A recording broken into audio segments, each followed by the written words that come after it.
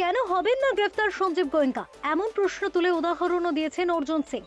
এর আগে জিতেন্দ্র তিওয়ারির বস্ত্র বিতরণে পদপিষ্ট হয়ে 3 জন মারা যাওয়ায় তার জেল হয়েছিল। এদিকে সিএসসির গাফিলতির জন্য 11 জন মারা গেলেও কেন অভিযোগ হলো না? এরপরেই তিনি আঙুল তোলেন মমতা বন্দ্যোপাধ্যায়ের সঙ্গে তার আতাতে। তিনি অভিযোগ করেন, সঞ্জীব গোয়েঙ্কার সঙ্গে মমতা বন্দ্যোপাধ্যায়ের যৌথ ব্যবসা আছে। নোটবন্দির সময় মমতা বন্দ্যোপাধ্যায় 1600 কোটি টাকা চেঞ্জ করিয়েছিল। দেখুন, মমতা ব্যানার্জির বিরুদ্ধে কোনো একটা কথা বললেই এফআইআর হয়ে যায়। জিতেন্দ্র তিওয়ারি কাপড় বাঁটছিলেন, ওখানে বেটে চলে গেছিলেন, তারপরে মানুষের মধ্যে একটু হইচই ভগদড় হওয়ার জন্যে একটা দুটো লোক মারা গেছিল, ওনার নামে এফআইআর হলো। আজকে মমতা ব্যানার্জি সরাসরি বলছেন কি সিএসসি এর দায়ী আছে, অথচ সিএসসি বলছে কি আমরা দায়ী নেই, এটা পৌরসভা মানে কলকাতা কর্পোরেশনে দায়ী। যতগুলো স্ট্রিট লাইট হবে সব কলকাতা কর্পোরেশনে আন্ডারে পড়ে। তাহলে মমতা ব্যানার্জি মুখে কথা বলছেন, দু মুখ তো শুনেছিলাম, এখানে তো 4টে মুখ হয়ে যাচ্ছে। 11 জন মারা গেছে, সিএসসি যেহেতু মাল দেয়, সিএসসি যেহেতু টাকা দেয়, ওই গোয়েঙ্কা সঞ্জীব গোয়েঙ্কা টাকা দিচ্ছে। 2016 ডেমোনেটাইজেশন হয়েছিল না, ডেমোনেটাইজেশনের সময় প্রায় 1600 কোটি টাকা মমতা ব্যানার্জি ক্যাশ টাকা, এই পার্টির ক্যাশ টাকা ও চেঞ্জ করিয়েছিল নিজের কোম্পানি থেকে, সিএসসি থেকে। ওই যে ডিমোনেটাইজেশনের সময় যে টাকাগুলো যে ঘোরান, নতুন টাকা পাওয়া, নোটবন্দির সময় সেই পার্টির যে তোলাবাজি টাকাগুলো ওখানে চেঞ্জ হয়েছে সিএসসি থেকে।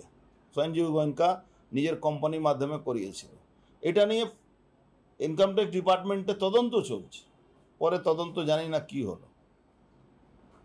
অত বন্ড কিনছে দুনিয়ার।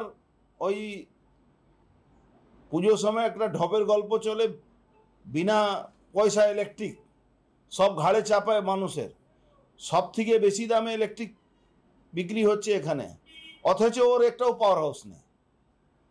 ও অন্য লোকের কোম্পানি, সরকারি কোম্পানি থেকে বিদ্যুৎ তৈরি হচ্ছে, সেই বিদ্যুৎ উনি বিক্রি করছেন, সাপ্লাই করছেন, তার মাঝখানে হাজার হাজার কোটি টাকা ব্যবসা চলছে।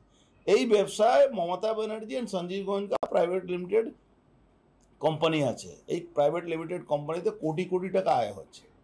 উনি মানুষকে দেখাবার জন্য একটা ঢপের গল্প মেরে দিলেন, তাহলে এফআইআর হচ্ছে না কেন? সঞ্জীব গোয়েঙ্কা সিএসসি কোম্পানি মালিকের এগেনস্টে তো এফআইআর হওয়া উচিত। এফআইআরে বিএনএসে বলা আছে বা আইপিসিতে বলা ছিল কি এটা অনিচ্ছাকৃত মানে হত্যা, কিন্তু হত্যা তো উনি একদিকে বলছেন সিএসসি দায়ী আছে, সিএসসি কে চাকরি দিতে হবে, সিএসসি কে কম্পনসেশন দিতে হবে। সিএসসি বলছে কি না কলকাতা কর্পোরেশনকে কম্পনসেশন দিতে হবে, কলকাতা কর্পোরেশনকে ওদের চাকরি দিতে হবে। তাহলে কার নামে এফআইআর হওয়া উচিত? সিএসসি নামে না কলকাতা কর্পোরেশনের মেয়র নামে? মমতা ব্যানার্জি কেন এফআইআর করাচ্ছেন না? ওয়াই? কেন করাচ্ছেন? তার মানে সবটাই হবনবী। মমতা ব্যানার্জি ঢপের গল্প, মমতা ব্যানার্জি মিথ্যাবাদী। উনি মিথ্যা কথা বলে মানুষকে বিভ্রান্ত করে ওই চিপ পলিটিক্স যেটা হয় ওটা করার চেষ্টা করছে।